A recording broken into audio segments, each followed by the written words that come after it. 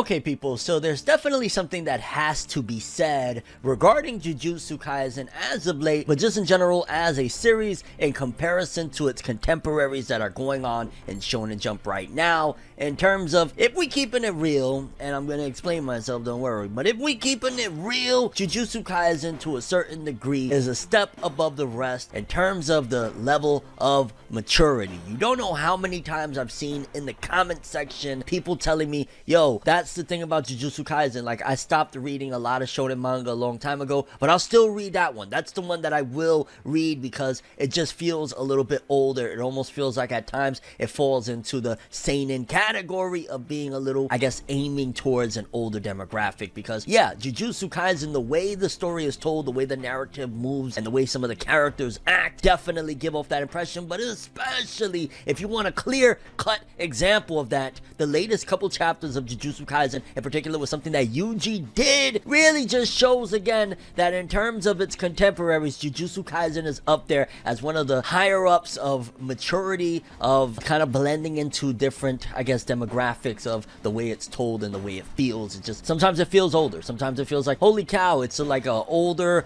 mixed with shonen battle series. But we're gonna talk about it because there's a lot that needs to be said with the last couple chapters, but especially with the whole battle of Yuji versus Higuruma, that stuff right there, that was hype. But also Yuji, what he did, the way Yuji approached the whole situation, the way he actually went straight up, I was like, man, if you don't respect Yuji Itadori after this one, if you don't look at him as, oh, this is not a little kid, like he may be younger or whatever, but this is not a little kid by any means, then I don't know what you're reading, fam, because not many are going to approach the situation and are going to fess up for shit that you could technically say is not even really their fault, something that they're responsible for, but that's the type of character that Yuji is. Yuji Itadori is cut from a different cloth. Let's talk about it. No matter how you move, get it done. No matter how you move, get it done. No matter how you move, get it done. No matter how you move, get it done.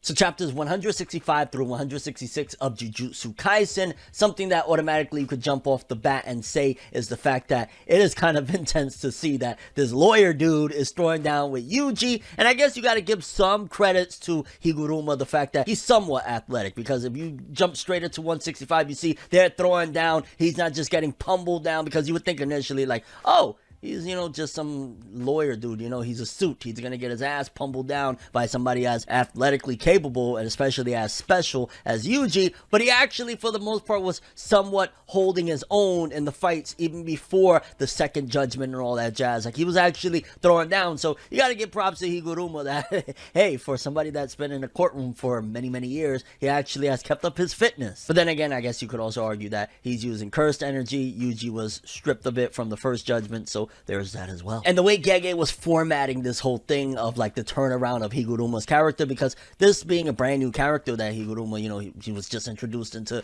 the story with these whole Gulling games, but the fact that we've gotten this lore about the character, who he is, what he's all about, and how it kind of tied all into everything, that's pretty dope. It showcases also that there's just so much to learn, so much more to know about these cursed techniques, these cursed capabilities, that why is it so integral sometimes to their characters. It's almost as if these cursed techniques are an extension of their consciousness or something. It's really bizarre if you think about it. The fact that, for starters, Judge Man knew everything about Yuji and all this stuff that obviously Higuruma couldn't have known. So there's just some stuff there that it's like, oh man, there's so many which ways Gege could go about this, of really explaining these things down the road. But it's established that Higuruma, while he is a genius in the courtroom and all that stuff, one of his main things, one of the things that he's truly talented as, is being a sorcerer. So that also adds to, again, why he's able to do these things, why his judgment is so, you could argue, hacks, because, you know, if he beats you in the courtroom, which, hey, he's a lawyer, that's going to give him more of an advantage, you're kind of screwed. And I'm glad we also got clarification as to what the heck happened with Yuji in particular, what the confiscation actually took, because initially it was supposed to take away his cursed abilities, his cursed techniques. However, due to the fact that Yuji has none, basically, you know, he's just been rotting with using cursed energy in his fists all this time, instead it just suppressed him from being able to use cursed energy altogether, which, goddamn, that's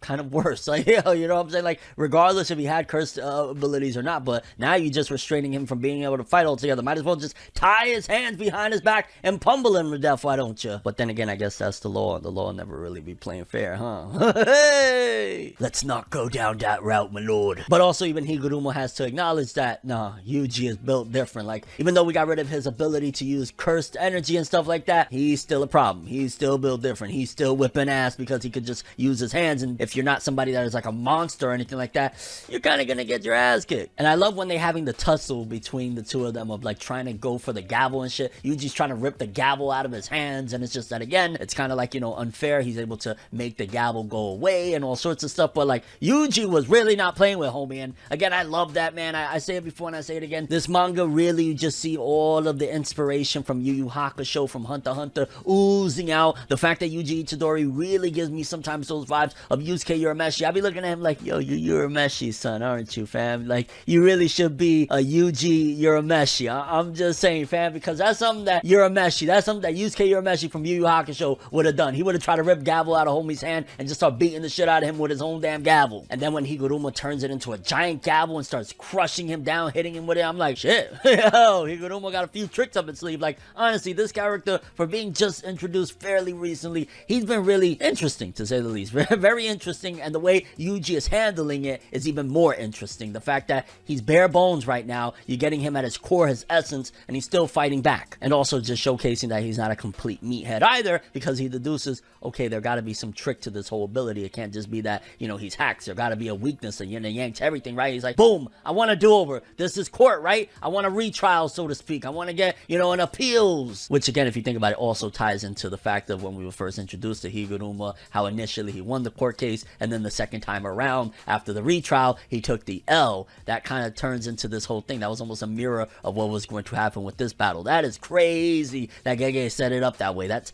wild. That's Jujutsu Kaisen, fam. A cut above the rest, my lord. But this time it's even worse, because before it was like, yo, you went into a pachinko parlor you shouldn't have been at, fam. Like, what was you doing? What was you thinking? A little bit different than what he's accused of this time around, because the retrial wasn't over the same case. This time around, it was like, yo, fam, we heard in a legendary arc that if Mappa gets it right, that's going to be one of the biggest and most iconic arcs of all time. Just gotta throw that in there. But yeah, you're accused of a mass murder in Shibuya. What do you got to say for yourself there, fam? Also, don't forget that there's evidence there. It's not conclusive, but nevertheless, there's going to be evidence, and I'm sure the evidence would be of like Yuji there, like pointing his hands as shit is breaking and destroying around him. Also interesting to note, which I want to say was already noted when it happened, but this whole mass murder incident in Shibuya happened on Halloween of 2018. It was October 31st, 2018. So that was a nice tidbit of information. It would be awesome if they dropped the actual anime with that arc, and that arc starts airing or finishes airing somewhere around like Halloween. That would kind of align perfectly, even though I guess it was Halloween 2018, so they'd have to switch dates, and I don't think they're gonna do that. But yeah, but the way Yuji did it, this is what I'm talking about. This is what I'm saying about not only Jujutsu Kaisen, but the characters. Yuji Itadori, the way he approached it, he didn't do no bitch made shit. He didn't cry about it. He just straight up manned up. The art looked nice at that point too, when he just getting straight up his face, and you see his whole expression. He was like willing to play the game at that point, right? He was willing to do whatever needs to be done. But when this thing that is eating at him, which is still a part of his character right now, that something that he's going through, it's just that it's not constantly on display. When he's like, no, yeah, I did it. I'm not even gonna deny that at all. Like, yeah, I did it. And Judge Man says, I bet, say less, guilty, death penalty. The way that chapter ended, I was like, holy shit, because so many different plays, so many different big things, so many different approaches of, damn, man, it just feels a little different, man. It just doesn't feel like a typical run-of-the-mill shonen manga. This felt like, sheesh, Ace Attorney meets all sorts of different stuff, but really, really dope. And again, Yuji Itadori, you gotta give mad praise and respect, because realistically speaking, he didn't do it. Like, he did it, but he didn't do it because it wasn't his fault. But at the end of the day, he's taking responsibility because it was still his vessel, so to speak, that Sukuna was using. So ultimately, man, Yuji, fam, Yuji, more and more I become a fan of this guy, because I'm not like the guy that typically is going to go immediately and, oh, I'm going to shill for the MC of whatever series. But as I'm seeing it more, it's progressing. It's like starting to really turn around to look at him like, maybe I overlooked you. Maybe I had my little bias of not immediately shilling for the MC,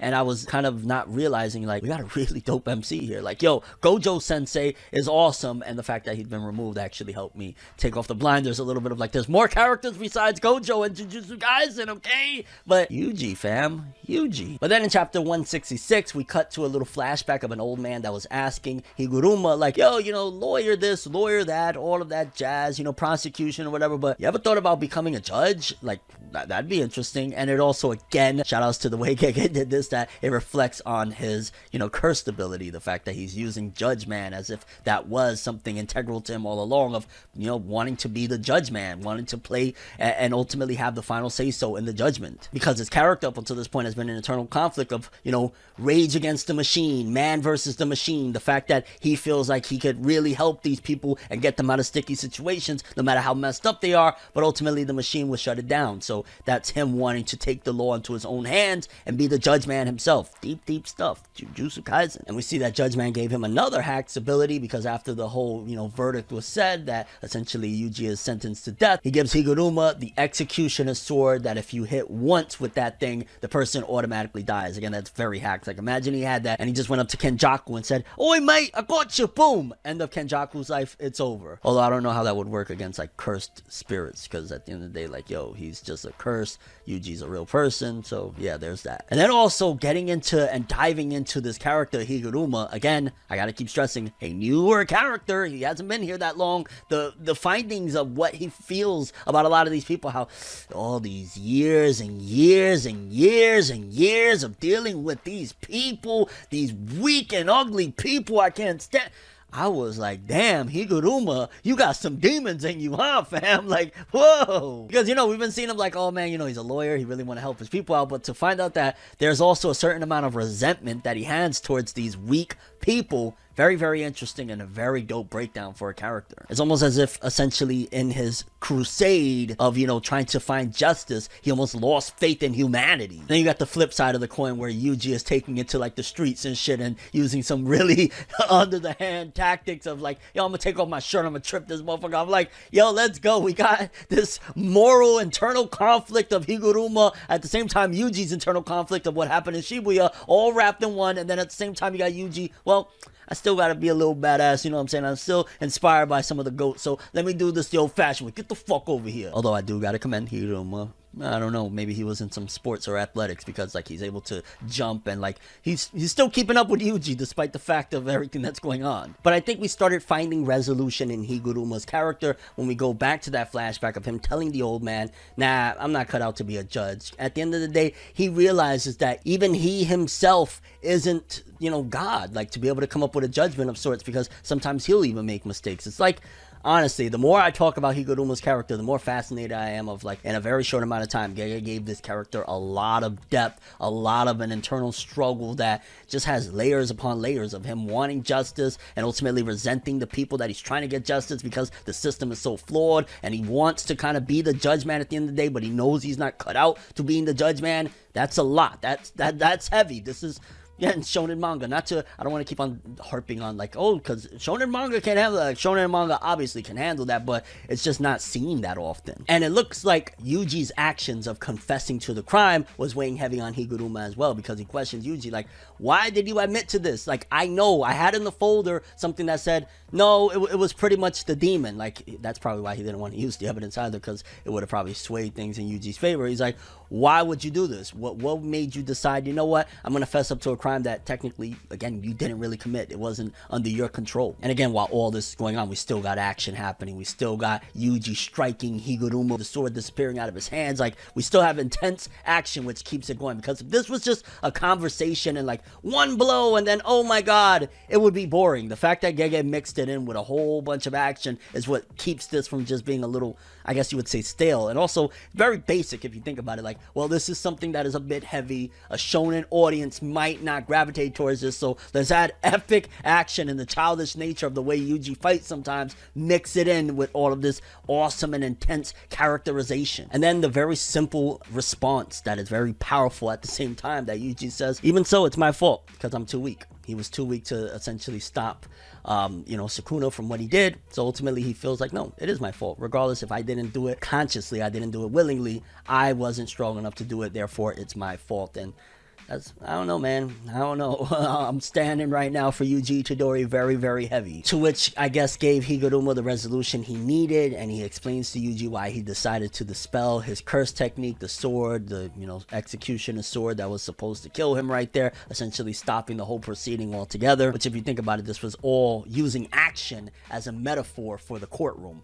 Crazy stuff. Again, a nice invert reversal. And basically a lot of it was that Yuji reminded him, like, yeah, I did get into law to help these weak people. Like, that's what my purpose is. That's what I feel. I want to help these people. And he even goes on to say, yeah, nah, I'm going to give you 100 points, fam. Like, you earned it at the end of the day, and I want to do it. But have you ever killed anybody, you know, essentially willingly? And when Yuji tells him, yeah, he's like, didn't it feel so awful? So this is a man that he's also kind of broken from his own actions when he went crazy in the courtroom and just started killing people using his cursed ability. Like, you can see there's a lot of internal strife right now with both of them, and that's an interesting comment. Some lawyer and his client, I guess you would say Yuji's gonna be like his client in a way now, right? Like, they both have these things that is weighing very heavy on them, and they could kind of have a common bond over it, but at the same time they're in this survival game. And yeah, people, I don't know, Jujutsu Kaisen got me feeling a certain way of, man, I really like this feel. Man, I hope it keeps on going. Like, every now and then some goofy, zany shit is okay,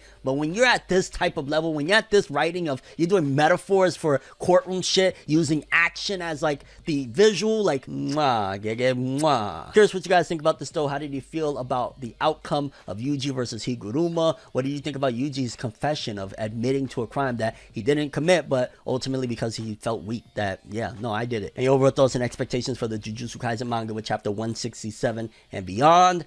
I ain't gonna lie, I didn't realize I was going to end this video or even come to this conclusion while making this video, but Yuji Itadori for the win, fam. Yuji Itadori for the win. Like, I'm starting to really become a hardcore fan for the dude. I'm already a hardcore fan for the series, but with Gojo out the picture, now that I'm looking a little more, getting a clearer visual, like, that Yuji, though. That Yuji, the spirit of Urameshi, baby. Yeah. But that's all I have for this one. Thanks for watching. I hope you enjoyed. If you liked anything I had to say or enjoyed the video, drop me a like. I'd greatly appreciate it. And if you want more from me, make sure to subscribe. Follow me on Twitter, Instagram. Hit that bell to get all notifications. And if you want to follow any of my other social media, links are in the description below. I'm ForneverWorld, and as always, people, have an awesome day. And remember the golden rule. Anime and manga for life. Bye. Have an awesome day. Peace in. And shout outs to Yuji Itadori, and even a little shout out to Higuruma as well. Like, a lot of awesome writing here, folks. Have an awesome one. Forever.